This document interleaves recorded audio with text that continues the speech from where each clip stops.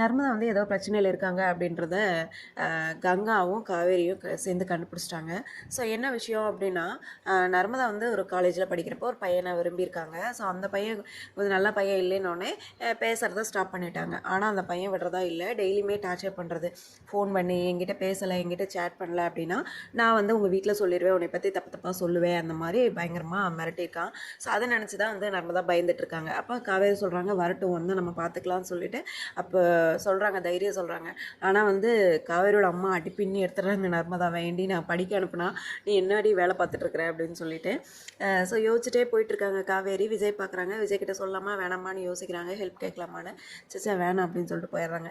திரும்ப வந்து விஜய் யோசிக்கிறாரு, ஏதோ பிரச்சனையில் இருக்கிற மாதிரி தெரியுது அப்படின்னு சொல்லிட்டு டைரெக்டாக வீட்டுக்கு வராங்க. வீட்டுக்கு வந்து பேசுகிறாங்க, என்ன ஆச்சு ஏதாச்சு அப்படின்னு சொல்லி கேட்குறப்ப நர்மதா சொல்கிறாங்க. அப்போ விஜய் கேட்குறாங்க, உண்மையில் எந்த தப்பு இல்லை அப்படின்னோடனே இல்லை மாமா அப்படின்னோடனே சரி வரட்டும் பார்த்துக்கலாம் அப்படின்ற மாதிரி சொல்கிறாங்க. ஸோ அடுத்த ஒரு ஃபயர் சீன் எதிர்பார்க்கலாம் அப்படின்னு நான் நம்புகிறேன். நான் நெக்ஸ்ட் ஒரு வீடியோவில் பார்க்குறேன்.